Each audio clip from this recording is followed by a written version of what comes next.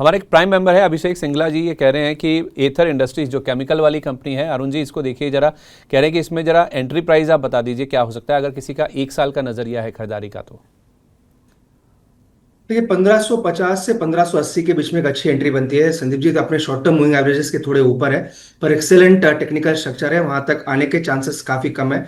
पर चूंकि ये एंट्री की बात कर रहे हैं, अगर आप एंट्री करना चाहते हैं तो हमेशा short to medium term moving average के क्लस्टर के बीच में करनी चाहिए। तो 1550 1580 के बीच में जब भी ये स्टॉक मिलता है वो एक अच्छा एंट्री जोन हो सकता है। ठीक है। Mahesh sir, Vedanta aluminium VAML, इसमें भी ये कह रहे हैं कि मुझे एंट्री प्राइस चाहिए 1 साल के नज़रिए से। पहली बात तो बताइए सर, मौका अच्छा है कि एंटर करने का? पहले भी आपने कई बार इसको बोला ही है कि इस पूरे ग्रुप में आपको ये स्टॉक पसंद है। नहीं, बढ़िया स्टॉक्स है। इसको थोड़ा सा मीडियम से लॉन्गर टर्म, अभी तक इसमें कोई अच्छा मोमेंटम, अभी तक बड़ा मोमेंटम आया नहीं है, तो मेरे हिसाब से ये लेवल पे आराम से इसको बाइंग की जा सकती है। थोड़ा टाइम देना पड़ेगा।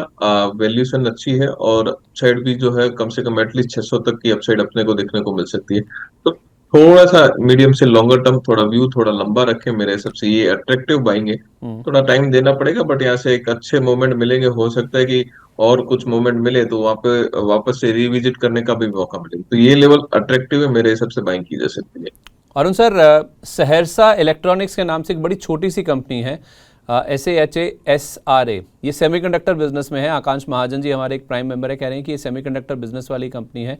इसमें मैंने खरीदारी की है 283 पर। अगर सर आप इसे ट्रैक करते हो या फिर आप इसे टेक्निकल चार्ट्स पे देख पाएँ, सर इन्होंने 283 पर लिया है, 320 रुपये पर आ गया। मन में सवाल ये है कि क्या इसमें बुक कर लेना चाहिए प्रॉफिट? देखिए संदीप जी, जहां तक टेक्निकल्स की बात है, वॉल्यूम्स काफी कम है तो टेक्निकल्स का वर्क करना थोड़ा मुश्किल है। पर जिस हिसाब से चार्ट बने, चार्ट ठीक ठाक है। नीचे में सपोर्ट जो है इसका 299 के आसपास है। तो मुझे लग रहा है अगर ये रिस्क ले सकते हैं। वैसे मैं इसमें खरीदारी की या रहने की सलाह नहीं है, और चूंकि उन्होंने ऑलरेडी बाई कर लिया है और अपने मेजर सपोर्ट्स पे कंसोलिडेट कर रहा है, यहाँ से ब्रेकआउट अगर आता है तो अच्छा मोमेंटम बन सकता है। तो जिन जो भी होल्डिंग इनके पास है, 299 का स्टॉप लॉस लगाए। मुझे लग रहा है अगर जब तक 299 के ऊपर है कोई दिक्कत नहीं है। अगर 300 या 299 ब्रीच होता है तो पोजीशन से निकल जाए। अच्छा महेश सर, इनको बेलराइस का भी बता दीजिए, कह रहे हैं कि मैं फ्रेश एंट्री करना चाहता हूँ, सही प्राइस क्या रहेगा? नहीं, अगर थोड़ा और डिप मिलता है तो मेरे हिसाब से ज्यादा अच्छे मौके मिल जाएंगे, लेकिन ये लेवल से भी खरीदेंगे तो मेरे हिसाब से थोड़ी अपसाइड इनको मिलेगी। तो अच्छा। बेलराइज में ध्यान पॉजिटिव है। इधर अगर आपको ये थोड़ा डिप मिलता है, 210 से 220 की रेंज मिलती है, ज्यादा बेटर है। बट यहाँ से भी खरीदारी की जा सकती है। एटलीस्ट 285 290 ये रेंज आराम से देखने को मिल सकती है। कंपनी बढ़िया है, वर्किंग काफी बढ़िया है, तो मेरे हिसाब से ये स्टॉक्स को ये लेवल पे भी कर सकते हैं। थोड़ा और डिप मिले तो पार्सल वहां पे भी बाई किया जा सकता है। अच्छा, नितेश सारंगी जी का अगला सवाल है, ये भी हमारे प्राइम मेंबर है। ये कह रहे हैं कि कुछ फंडामेंटल व्यू दीजिए सर, एसगार्ड एल्को बेवरेजेस। अगर आप अरुण सर इसको ट्रैक करते हैं, इन्होंने 41 के रेट पर लिया हुआ है। लॉस बुक करके कह रहे हैं कि ATGL SDBL यानी कि सोम डिस्टिलरीज या फिर टाटा केमिकल में एंट्री ले सकते हैं क्या एसगार्ड से निकल कर? बिल्कुल संदीप जी, इसको मैं ट्रैक नहीं करता हूँ तो इस पे मेरा कोई कमेंट नहीं है। टेक्निकल फंडामेंटल दोनों भी मेरी ट्रैकिंग में नहीं आता है। नहीं सर, आप देखते हैं स्टॉक को एसगार्ड एल्को बेवरेजेस? ये जो कंपनी है ये स्लोली अपना बिजनेस से शिफ्टिंग कर रही है, तो मेरे हिसाब से ये स्टॉक्स में बने रहे ज्यादा बेटर रहेगा। इनकी खरीदारी कोई ज्यादा बड़ी नहीं है। ये टाइप के स्टॉक में थोड़े बहुत जब भी अप एंड डाउन होता है तो इन टर्म्स ऑफ परसेंटेज थोड़ा ज्यादा होता है। तो मेरे हिसाब से यहाँ पे भी अपसाइड मिलेंगे, थोड़ा टाइम देना पड़ेगा। मेरे हिसाब से 50-55 की रेंज वापस देखने को मिल सकती है। तो ये स्टॉक्स में बने रहने की सलाह है मेरे हिसाब से। अगर यहाँ पे भी ऐड कर सकते तो ऐड कर ले। कभी कभार होता है कि थोड़ा टाइम स्टॉक्स ले लेते हैं, बट यहाँ पे ये स्टॉक्स के अंदर काफी कुछ चेंजेस हो रहे हैं। वो चेंजेस को ध्यान में रखते हैं, थोड़ा नजरिया लंबा रखेंगे तो ये एक अपसाइड वापस से देखने को मिल सकती है।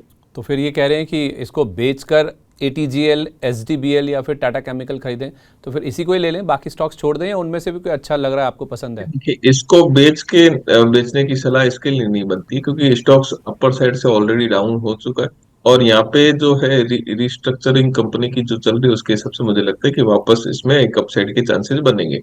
बट अगर नई खरीदारी करनी है तो टाटा केमिकल भी वहाँ पे भी ट्रिगर जो है 2-3 साल के हिसाब से ही अगर आपको खरीदना पड़ेगा।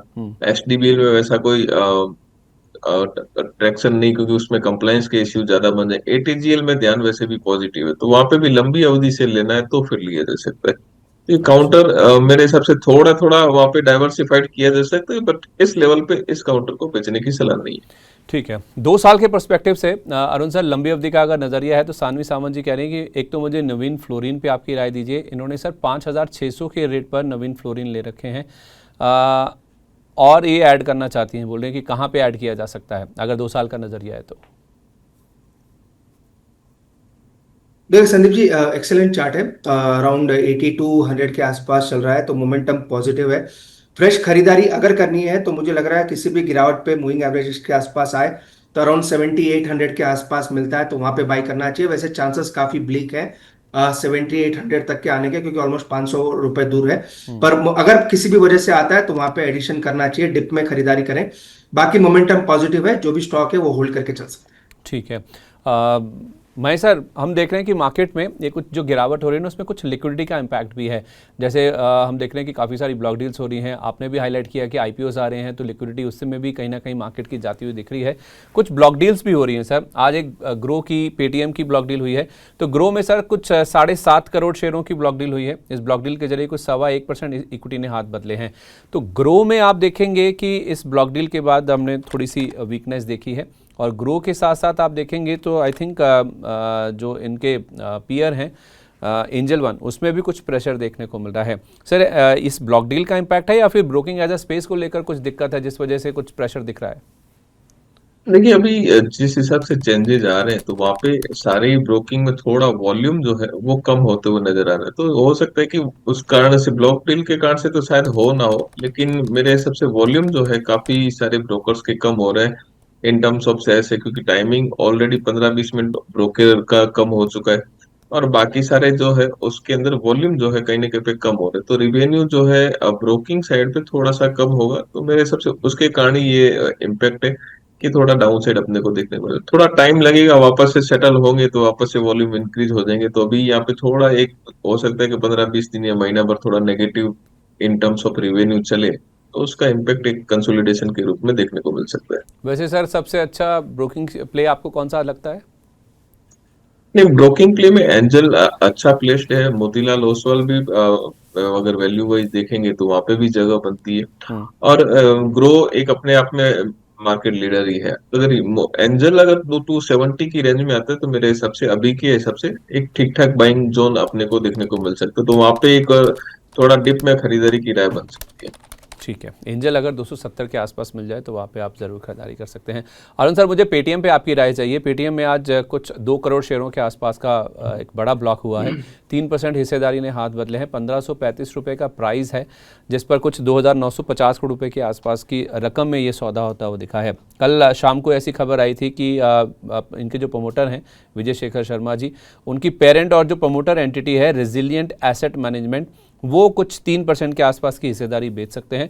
प्लस उसमें 1.98% का अपसाइज का ऑप्शन भी था, यानी कि 3% का बेस ऑफर था और 2% के आसपास का एक अपसाइज का ऑप्शन भी था। 3% इक्विटी ने हाथ ऑलरेडी बदल ली है 1535 रुपये के आसपास।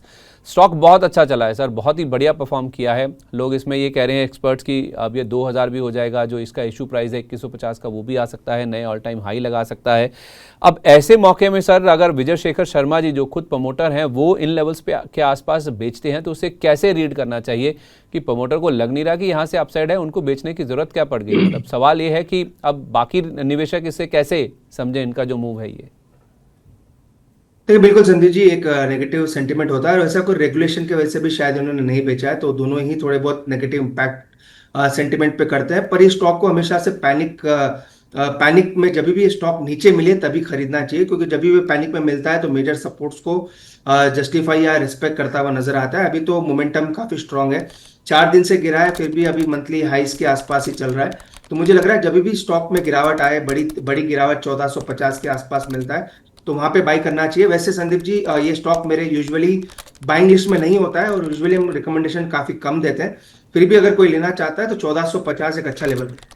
ठीक है महेश सर, आपकी क्या राय है? इनका जो मूव है ये विजय शेखर शर्मा जी जो कि संभावित बिकवाल हैं इस ब्लॉक डील में, सर ये क्या इंडिकेट कर रहा है और रिटेल निवेशक को क्या इसमें समझना चाहिए और क्या नीचे में मौका है, अगर नीचे मिलता है तो खरीदने का? मेरे हिसाब से थोड़ा और वेट करना चाहिए, कारण कि स्टॉक्स काफी चल चुका है। अब यहाँ से प्रमोटर का भी थोड़ा सेलिंग है, तो मेरे हिसाब से फ्रेश इन्वेस्टर को एक बार के लिए थोड़ा वेट करना चाहिए, थोड़ा री रेटिंग के लिए टाइम देना चाहिए। वापस अगर नीचे आएगा तो फिर इसको रिव्यू करेंगे। मेरे हिसाब से एक अच्छा खासा शॉर्टर टाइम में अपसाइड है, थोड़ी और थोड़ा सिग्निफिकेंट डाउन साइड मिले तभी इस पे ध्यान देना चाहिए। ठीक है, नीचे में और गिरावट बड़ी होती है तो ज़रूर आप यहाँ पर खरीदारी करके चल सकते हैं। अब हमारे साथ राजेश जी कार्यक्रम में शामिल हो चुके हैं। राजेश जी, बहुत स्वागत है आपका। Very good morning to you.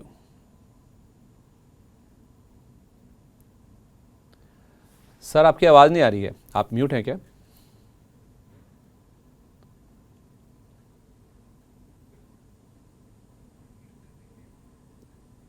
Sir, unmute कीजिए।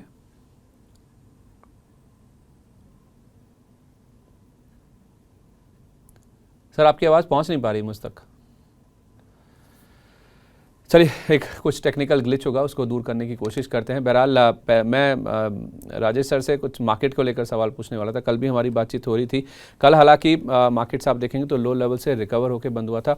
आज भी आप देखिए, जहां पे हम खुले थे, निफ्टी का चार्ट अगर आप एक बार आज का लगा देंगे तो जहां हम खुले थे उसके बाद लोअर लेवल से कुछ रिकवरी की कोशिश ज़रूर हमने मार्केट्स में देखी है। जो स्पाइक आप देख रहे हैं लोअर लेवल से, स्पाइक इन द सेंस की रिकवरी जो हुई थी और वो रिकवरी फिजल आउट हो गई है। और रिकवरी के बाद वापस आप देखिए हम 24,207 के 205 के आसपास ट्रेड कर रहे हैं। यानी कि वैसे हमने 24,200 का लेवल भी तोड़ा है। तो मार्केट में एक ट्रेंड क्लियर है। इस चार्ट को ना आप एक महीना या एक हफ्ता कर दीजिए, एक ट्रेंड तो क्लियर है कि मार्केट में लगातार लोअर लोज बनते हुए दिख रहे हैं। बाजार लगातार आप देखेंगे लोअर लेवल से रिकवरी जरूर दिखाता है, लेकिन उसके अगले दिन आप देखेंगे तो एक नया लो, एक नया लेवल ब्रीच कर देता है। पहले 24,300 देखा, फिर हमने 24,250 देखा और आज हमने 24,200 का लेवल भी देख लिया है। तो 24,200 भी आज के सेशन में टूटता हुआ दिखा है।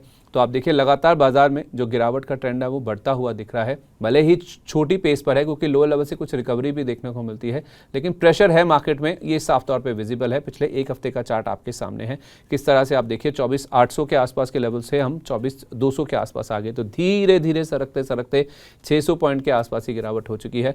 तो राजेश सर, मेरी आवाज़ अगर आप सुन पा रहे हैं तो 24,050 इसी का ही इंतजार करें जैसे हमने पहले भी बातचीत करी थी, क्योंकि 24,200 का लेवल तो आज टूट गया है। 24,250 बहुत ही क्रूशल सपोर्ट लेवल था जो कि कल ब्रीच होता हुआ नजर आया था।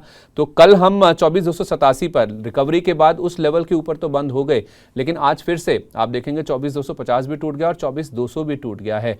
खरीदारी कब शुरू करनी है जरा उसके बारे में अगर आप इंडिकेट कर सकें, क्योंकि क्रूड आप देखेंगे तो बढ़ता हुआ दिखा है। आपने मेरे से जब भी बातचीत करी तो आपने कई बार हाईलाइट किया है कि क्रूड की जो दशा दिशा है वही तय करती है कि बाजार में किस तरह का मूव देखने को मिलेगा। तो वापस 90-95 के आसपास के लेवल्स पर क्रूड पहुंचता हुआ दिखा है। तो कहां पर यह पीक आउट होगा और कहां पे मार्केट की जो गिरावट है वो थमती हुई नजर आ सकती है? लो लेवल में खरीदारी कहां पे शुरू करें इफ एट ऑल? चलिए, राजेश सर के साथ थोड़ा संपर्क करने में आज प्रॉब्लम हो रही है। दोबारा वो जुड़ने की कोशिश करेंगे तो फिर उनको बताते हैं कि आपको किस तरह का रुझान देखने को मिल सकता है। बहरहाल मार्केट्स के बाद अगर आप देखेंगे कुछ ऐसे स्टॉक्स जो कि ज़्यादा एक्शन में हैं, आज हम देख रहे हैं कुछ टेक्सटाइल प्लेस काफ़ी ज़्यादा एक्टिव हैं। मैंने आपको बताया भी था कि वेल्सपन लिविंग ये एक स्टॉक है जो कि काफ़ी अच्छा मूव करता हुआ दिख रहा है आज के सेशन में। तो इसमें आप देखेंगे करीब 8% के आसपास की तेज़ी आज के सेशन में देखने को मिल रही है।